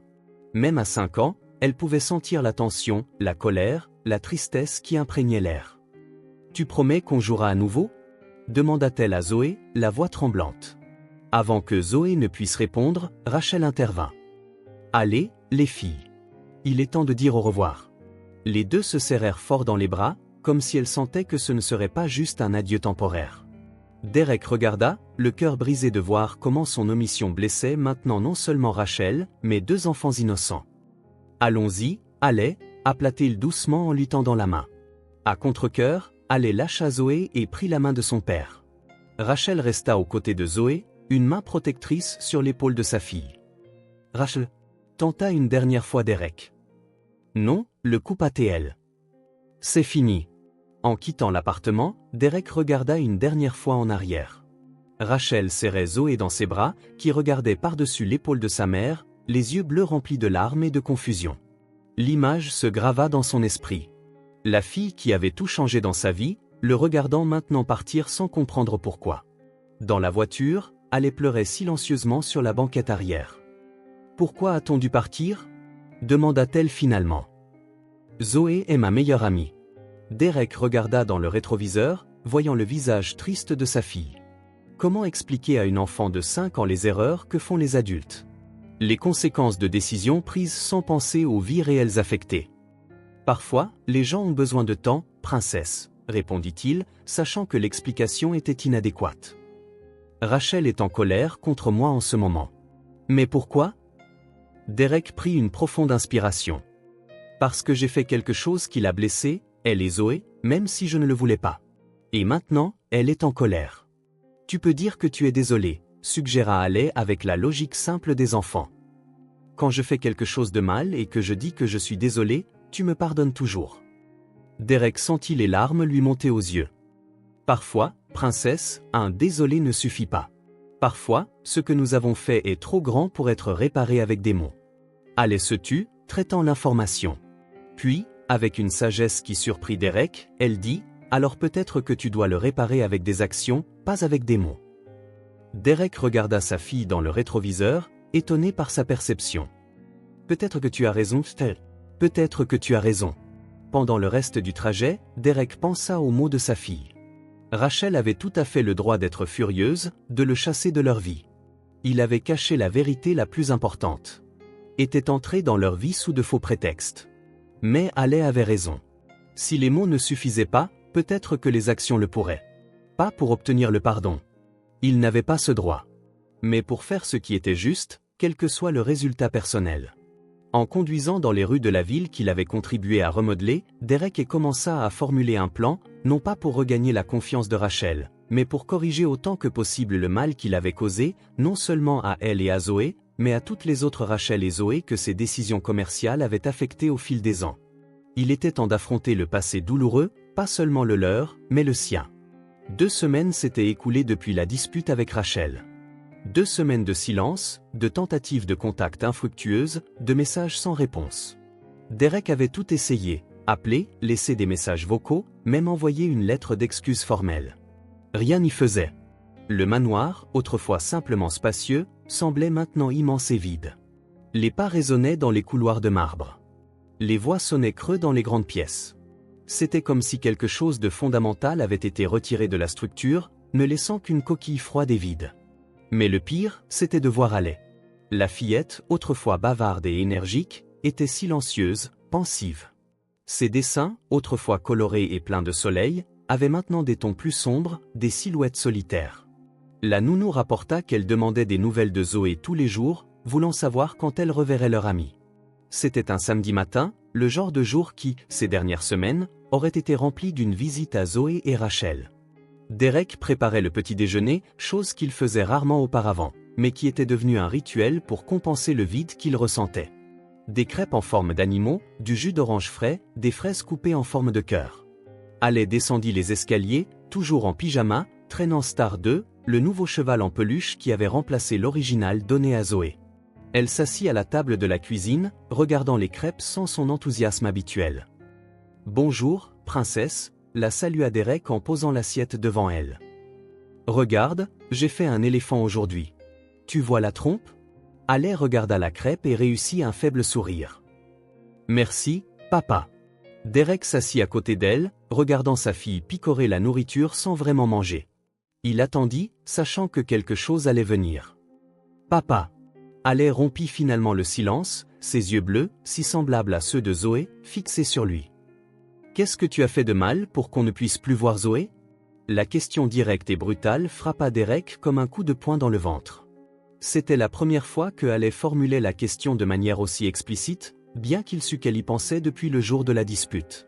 « Pourquoi penses-tu que j'ai fait quelque chose de mal ?» demanda-t-il, gagnant du temps. Haley haussa les épaules, un geste étonnamment adulte pour une enfant de 5 ans. « Tu as dit que Rachel était en colère contre toi et on ne leur a plus jamais rendu visite. Et tu deviens triste quand je demande des nouvelles de Zoé. » Derek soupira. Il avait sous-estimé la perception de sa fille. Les enfants perçoivent bien plus que les adultes ne l'imaginent. Pensent bien plus profondément que nous ne leur en donnons le crédit. Tu as raison, admit-il finalement. J'ai fait quelque chose qui a blessé Rachel, et à cause de ça, elle ne veut plus qu'on leur rende visite. Qu'est-ce que tu as fait? Derek hésita. Comment pouvait-il expliquer des concepts comme l'expropriation, le développement immobilier et les conséquences sociales à un enfant? Comment pouvait-il parler de culpabilité, d'omission et de douleur? Tu te souviens comment Zoé et Rachel ont perdu leur maison? Commença-t-il, optant pour une version simplifiée de la vérité. Et comment elles ont dû vivre dans différents endroits jusqu'à ce qu'elles trouvent leur nouvel appartement. Haley hocha la tête, se souvenant des conversations qu'elle avait surprises. Eh bien, l'entreprise qui leur a fait perdre leur maison est la mienne. Je suis le propriétaire, et je ne l'ai pas dit à Rachel pendant longtemps. Haley fronça les sourcils, traitant l'information. Tu as pris leur maison. La question innocente portait le poids de toute la situation. Derek sentit une boule dans sa gorge. Oui, répondit-il honnêtement. Pas directement. Je n'ai pas pensé à elle spécifiquement quand j'ai pris la décision. Mais oui, au final, je suis responsable. Ce n'était pas gentil, papa, dit Haley avec la franchise brutale des enfants. Non, ça ne l'était pas, acquiesça Derek. Et c'est pourquoi Rachel est en colère. Elle a tout à fait le droit de l'être. Haley repoussa son assiette, la crêpe en forme d'éléphant maintenant froide et intacte. Mais oui, alors? Est-ce qu'elle est en colère aussi? Est-ce qu'elle ne veut plus être mon amie? Derek sentit son cœur se serrer. Je suis sûr que Zoé veut toujours être ton amie, princesse. Cela n'a rien à voir avec vous deux. C'est un problème entre adultes. Alors pourquoi on ne peut pas la voir? Ce n'est pas juste. La voix de Haley se mit à trembler, ses yeux se remplissant de larmes. C'est ma meilleure amie, et je lui ai donné Star, et on allait faire d'autres forts, et... Derek serra sa fille dans ses bras alors qu'elle pleurait, sentant sa propre gorge se nouer d'une émotion contenue. Le vide qu'il ressentait n'était qu'une fraction de ce que Haley éprouvait. La perte d'une véritable amitié, la première connexion profonde qu'elle avait formée en dehors de son cercle familial. « Je sais, princesse », murmura-t-il dans les cheveux blonds de sa fille. « Je sais que ça fait mal. » Quand les sanglots de Haley se calmèrent, elle se recula, s'essuyant le visage avec le dos de ses mains. « Tu peux arranger ça, papa? Tu peux dire que tu es désolé? » Derek sentit sa poitrine se serrer. « J'ai déjà essayé, ma chérie. Parfois, un désolé ne suffit pas. Alors fais plus, insista Haley. Fais quelque chose de grand, comme quand tu as cassé le vase de grand-mère et que tu lui en as acheté un nouveau. » Derek faillit sourire à la comparaison. Si seulement c'était aussi simple que de remplacer un vase cassé. « J'essaie, princesse, promis-il. Je réfléchis à des moyens d'arranger les choses. » Haley hocha la tête, semblant satisfaite de la réponse pour le moment. Elle prit sa fourchette et commença à manger la crêpe froide, comme si elle avait fait sa part en présentant le problème et faisait maintenant confiance à son père pour le résoudre.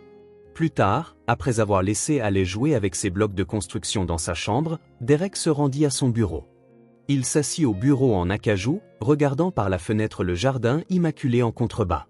Fin de l'automne, les feuilles dorées tombant lentement des arbres. Le vide en lui ne concernait pas seulement l'absence de Rachel et Zoé dans leur vie. Il réalisa que c'était quelque chose de plus profond, de plus fondamental. C'était le vide de qui il aurait pu être.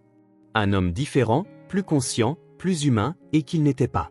Pendant des années, Derek avait construit sa vie et sa carrière sur des chiffres, pas sur des gens. Des profits, pas des histoires. L'expansion, pas la communauté. Il avait cru que le succès signifiait plus d'argent, plus de propriété, plus de pouvoir. Et dans le processus, il était devenu exactement le genre de personne qu'il mépriserait s'il la rencontrait dans d'autres circonstances. Rachel avait eu raison de le chasser. Elle avait eu raison de protéger Zoé de lui. Quel genre d'homme entre dans la vie d'un enfant vulnérable en sachant qu'il est responsable de sa situation et ne dit rien? Quel genre d'homme regarde la souffrance qu'il a causée et reste encore silencieux? Derek ouvrit le tiroir et sortit six semblables, lui et Rachel aux extrémités, des adultes essayant de naviguer sur un terrain inconnu. Une image de ce qui aurait pu être, mais qui semblait maintenant impossible. Le vide qu'il ressentait était l'espace entre l'homme qu'il était et celui qu'il voulait maintenant devenir. Entre le Derek qui signait des ordres d'expulsion sans penser aux conséquences et le Derek qui comprenait maintenant le coût humain de chaque décision. Entre le père distant que Haley avait auparavant et le père présent qu'il essayait de devenir. Il posa la photo sur le bureau et prit le téléphone. Il y avait des gens qu'il devait contacter, des décisions à prendre, des actions à initier. Pas pour regagner Rachel, ce serait trop espéré. Mais pour essayer d'être l'homme qu'il aurait dû être depuis le début. Pour combler le vide non pas avec des substituts ou des distractions, mais avec la personne qu'il réalisait enfin qu'il devait devenir. Une semaine après la conversation avec Haley, Derek était dans son bureau au siège de Hay Développement. Son bureau était couvert de documents, non pas les contrats de construction habituels ou les projets de développement, mais quelque chose de complètement différent. Des formulaires pour la création d'une fondation, des papiers de donation, des projets de logements sociaux. James Sullivan, son avocat depuis plus d'une décennie, observait avec une expression confuse. « Derek, je comprends que tu veuilles faire une sorte de compensation, mais ça ?» Sullivan montra les papiers. « Tu parles de millions de dollars, de changer complètement la direction de l'entreprise. »« Je suis l'actionnaire majoritaire, » répondit calmement Derek. « Et je ne te demande pas ton avis, James. Je te demande de préparer les documents. » L'avocat soupira, reconnaissant le ton qui signifiait que Derek ne changerait pas d'avis. « Et pour cette autre affaire ?» demanda-t-il en montrant un dossier séparé. « La bourse d'études pour la fille. »« C'est personnel, » répondit Derek. « Je veux que ce soit anonyme, juridiquement blindé. Sans condition, sans possibilité de révocation. Elle le mérite, peu importe ce qui se passe entre sa mère et moi. » Sullivan hocha la tête, rassemblant les papiers. « Je préparais tout. Mais je pense que tu devrais considérer. » « J'ai assez considéré, » l'interrompit Derek. En fait, le problème était précisément de ne pas avoir considéré avant. Quand l'avocat partit, Derek regarda par la fenêtre panoramique du 30e étage. La ville s'étendait en contrebas, une mosaïque de bâtiments, de rues et de parcs.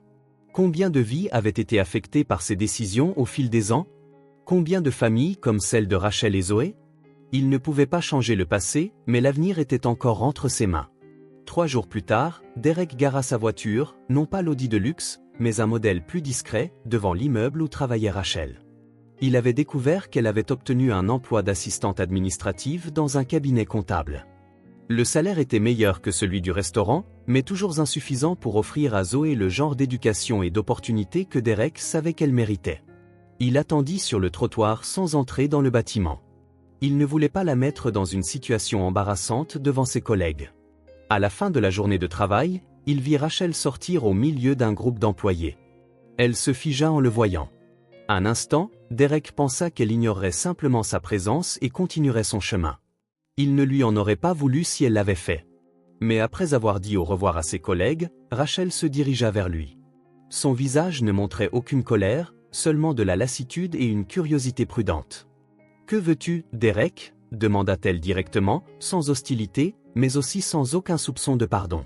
« 5 minutes, répondit-il. C'est tout. Après ça, si tu veux que je n'apparaisse plus jamais dans ta vie, je le respecterai. » Rachel regarda sa montre. 5 minutes. Je dois aller chercher Zoé chez la voisine qui la garde après l'école. Ils marchèrent côte à côte jusqu'à un petit parc voisin. Rachel gardait ses distances, les bras croisés de manière défensive. « Comment va-t-elle » demanda Derek. « Zoé ? Haley lui manque, » répondit honnêtement Rachel. « Elle demande de ses nouvelles presque tous les jours. » Derek hocha la tête, sentant le poids de ses mots. « Haley aussi. Elle est plus silencieuse, dessine moins. » Ils s'assirent sur un banc avec assez d'espace entre eux pour qu'il soit clair qu'ils n'étaient pas des amis, juste 2 personnes ayant une conversation nécessaire. « Rachel, je ne suis pas venu demander pardon, » commença Derek, choisissant ses mots avec soin. « Je n'ai pas ce droit. Je suis venu parce qu'il y a quelque chose que je dois dire. Et quelque chose que je veux offrir, sans aucune condition. » Elle l'étudia avec des yeux prudents, mais ne l'interrompit pas. Je ne peux pas changer ce que j'ai fait, continua-t-il. Je ne peux pas annuler la démolition de votre maison. Je ne peux pas ramener Nathan. Je ne peux pas effacer les mois de difficultés que vous et Zoé avez traversés. Derek fit une pause, rassemblant son courage. Mais je peux changer ce que je fais à partir de maintenant. Je veux m'assurer que Zoé ait tout ce qui lui a été enlevé. L'éducation, la sécurité, un avenir. Il sortit une enveloppe de la poche intérieure de sa veste et la tendit à Rachel. « Qu'est-ce que c'est » demanda-t-elle sans faire mine de la prendre. « Des documents pour une bourse d'études pour Zoé à la Westwood Academy. » Rachel haussa les sourcils, surprise. « L'école privée où étudie-t-elle ? Celle qui coûte plus par an que ce que je gagne en 3 ?» Derek hocha la tête. « C'est une bourse complète garantie jusqu'à la fin du lycée. Elle inclut les uniformes, les fournitures scolaires, les activités extrascolaires, tout. Mon nom n'y figure pas. Elle provient officiellement d'une fondation éducative. Personne d'autre que nous deux ne connaîtra la source. » Rachel fixa l'enveloppe, ne la touchant toujours pas. « Pourquoi ferais-tu ça » demanda-t-elle, la voix plus douce. « Parce que Zoé mérite toutes les opportunités possibles, répondit simplement Derek. Parce qu'elle est brillante, curieuse et courageuse. Et parce que, oui, je me sens responsable de ce qui vous est arrivé. » Il prit une profonde inspiration avant de continuer. « Mais je veux que quelque chose soit absolument clair. Il n'y a aucune condition. Je n'achète pas un accès à vous ou à Zoé. Je ne vous demande pas de me pardonner ou de me permettre de revenir dans vos vies. Si vous acceptez cela, ce sera selon vos termes, pas les miens. » Rachel prit finalement l'enveloppe, l'ouvrant pour examiner brièvement les documents. « Et si je dis non ? Alors je respecterai ta décision, répondit Derek. La bourse restera disponible au cas où tu changerais d'avis. Et je trouverai d'autres moyens d'aider des familles comme la vôtre pour que ce qui vous est arrivé ne se reproduise plus. » Rachel fronça les sourcils. « Que veux-tu dire ? Je restructure et développement, expliqua-t-il. Je crée une division de logements abordables, j'établis un fonds pour soutenir les familles déplacées par nos projets passés. Ce n'est pas de la charité, c'est une responsabilité. » Rachel étudia son visage comme pour y chercher des signes de fausseté ou de manipulation. Ce qu'elle vit, cependant, était différent du Derek qu'elle avait rencontré des mois auparavant. Cet homme semblait plus humain, moins l'incarnation du pouvoir de l'entreprise, et plus quelqu'un essayant sincèrement de réparer ses erreurs. « Et allait » demanda-t-elle après un moment. « Est-ce qu'elle est au courant de tout ça ? Elle sait que j'ai fait des erreurs et que j'essaie de les réparer, répondit Derek. Et oui, elle serait immensément heureuse si Zoé allait à la même école, mais j'ai bien précisé que cela pourrait ne pas arriver, que cela dépend entièrement de toi. » Rachel regarda de nouveau les documents, pensive, ses doigts effleurant les pages qui détaillaient des opportunités qu'elle ne pourrait jamais offrir à sa fille seule. « Pourquoi maintenant » demanda-t-elle finalement. « Pourquoi pas avant ? Pourquoi attendre que je découvre tout de la pire des manières ?» C'était une question juste, une que Derek se posait depuis le jour de la dispute. « Parce que j'étais un lâche, admit-il. Parce que j'avais peur de perdre ce que nous avions construit, l'amitié des filles, les moments que nous passions ensemble. Je craignais exactement ce qui a fini par arriver. » Rachel hocha lentement la tête. « Au moins, tu es honnête maintenant. »« J'essaie, » acquiesça Derek. « C'est le moins que je puisse faire. » Un silence s'installa entre eux. Dans le parc, les gens passaient en hâte, inconscients du moment crucial qui se déroulait sur ce banc. « Je dois réfléchir, » dit finalement Rachel en mettant l'enveloppe dans son sac à main. « Ce n'est pas une décision que je peux prendre seule. Je dois considérer ce qui est le mieux pour Zoé. »« Bien sûr, » acquiesça Derek. « Prends tout le temps dont tu as besoin. » Il se leva, respectant les 5 minutes qu'il avait promises. Rachel resta assise, regardant le sac à main où elle avait rangé les documents. « Derek » appela-t-elle alors qu'il commençait à s'éloigner. « Je ne te pardonne pas. Pas encore. Peut-être jamais. » Il hocha la tête, acceptant. « Je comprends. Mais, » continua-t-elle en choisissant ses mots, « si j'accepte ça, ce sera pour Zoé, pas pour toi. » « C'est tout ce que je demande, » répondit-il avec sincérité. 3 semaines plus tard, Derek reçut un court message de Rachel, « Zoé commence à Westwood lundi prochain. » « Merci. » Il n'y avait rien de plus. Aucune invitation à revenir dans leur vie, aucune suggestion de réconciliation, juste l'acceptation de l'aide offerte selon ses termes. C'était suffisant. Le premier jour d'école, Derek emmena Haley à l'école comme il le faisait toujours. Son cœur battait plus vite à la possibilité de revoir Zoé, mais il était déterminé à garder ses distances, à ne rien forcer. « Papa, regarde !» s'exclama soudain Haley en montrant l'entrée de l'école. « C'est Zoé ! C'est Zoé !» Et elle était là, portant l'uniforme bleu marine de Westwood, ses cheveux blonds en une tresse. À côté d'elle, Rachel, tenant son sac à dos et semblant légèrement déplacée parmi les autres parents bien habillés. Haley lâcha la main de Derek et courut vers son amie. Les deux filles se serrèrent dans les bras comme si les mois de séparation n'avaient jamais existé, parlant en même temps, riant, sautant de joie. Derek resta où il était, regardant de loin. Il ne voulait pas envahir le moment, ne voulait pas faire pression sur Rachel. Quand ses yeux rencontrèrent les siens à travers la cour de l'école, il hocha simplement la tête en signe de reconnaissance. Elle lui rendit le geste, sans sourire, mais aussi sans la colère qu'il avait vue la dernière fois. Les semaines se transformèrent en mois. Derek tint sa promesse de distance, laissant Rachel fixer les limites du contact. Parfois, il recevait un bref message sur une activité scolaire que les filles faisaient ensemble. Occasionnellement, elle permettait à Zoé de rendre visite à Haley pour jouer, toujours avec la nounou présente, jamais avec Derek. Il acceptait tout sans poser de questions, sans pression, sans attente. Ce nouvel arrangement ne le concernait pas. Il concernait les filles, donner à Zoé les opportunités qu'elles méritaient, permettre à leur amitié de s'épanouir à nouveau. Un après-midi de printemps, près de 6 mois après le retour de Zoé dans la vie de Haley, Derek reçut un appel inattendu de Rachel. « Les filles ont un projet scolaire à faire ensemble », expliqua-t-elle. « C'est sur les différentes familles. Eh bien, j'ai pensé qu'elle pourrait peut-être le faire chez toi ce week-end, si tu es disponible pour les superviser. » Derek sentit une vague d'émotion qu'il essaya de contrôler. « Bien sûr, ce serait génial. Veux-tu que je vienne chercher Zoé ou préfères-tu l'amener ? » « Je l'amènerai, » répondit Rachel. « Et Derek, merci.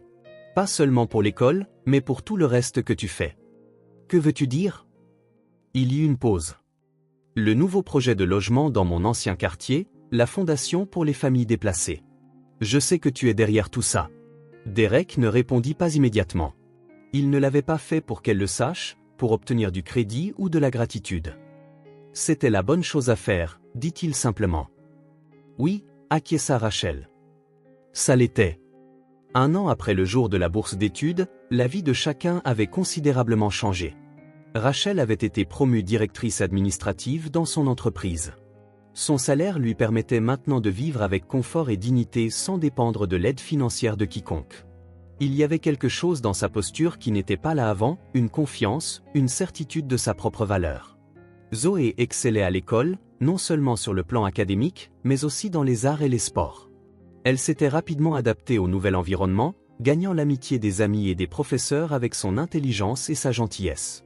Mais personne n'occupait la place spéciale dans sa vie que Haley occupait. Les deux étaient inséparables. Elle partageait les devoirs scolaires, les secrets, les rêves pour l'avenir. Et développement s'était également transformé. La nouvelle division de logements abordables avait déjà construit sa première copropriété, offrant des logements décents à des prix équitables, avec priorité accordée aux familles déplacées par les projets antérieurs de l'entreprise. Le fonds de soutien avait aidé des dizaines de familles à retrouver la stabilité. Derek observait tout cela avec un mélange de joie et d'humilité. Il avait appris à être un père plus présent pour Haley. Inspiré par la dévotion de Rachel envers Zoé, il avait transformé son entreprise, privilégiant l'impact humain aux côtés du profit. Et il avait accepté que certaines choses ne pouvaient pas être complètement réparées, seulement reconnues, respectées et utilisées comme leçons pour l'avenir. Quand il voyait Rachel aux réunions scolaires ou lors des visites occasionnelles des filles, il y avait une cordialité prudente. Ils n'étaient pas des amis proches. Ils n'étaient pas une famille. Mais ils avaient trouvé un équilibre. Ils restaient présents en tant que soutien, mais pas comme une partie intime de leur vie. Il jouait son rôle avec dignité, à distance, avec respect. C'était suffisant. Il le fallait. Au fond de lui, Derek savait que la véritable rédemption ne résidait pas dans le pardon de Rachel, mais dans les changements réels qu'il avait opérés. Dans la façon dont il regardait maintenant dans les yeux les personnes affectées par ses projets. Comment il écoutait leurs histoires. Comment il considérait leurs besoins. Dans la façon dont il élevait Haley pour voir au-delà des privilèges, pour comprendre la responsabilité et l'empathie. La vérité, après tout, ne résidait pas seulement dans les mots qu'il avait prononcés ce jour-là dans le parc. Elle résidait dans les actions qui ont suivi, dans les choix quotidiens, dans la personne qu'il avait décidé de devenir. Non par culpabilité ou remords, mais par la conviction que c'était le bon chemin. Un acte de vérité qui, jour après jour, continuait. Si cette histoire a touché votre cœur, abonnez-vous à la chaîne et activez les notifications pour ne pas manquer les prochaines. Laissez un j'aime car cela aide cette histoire à être recommandée à plus de personnes. À la prochaine.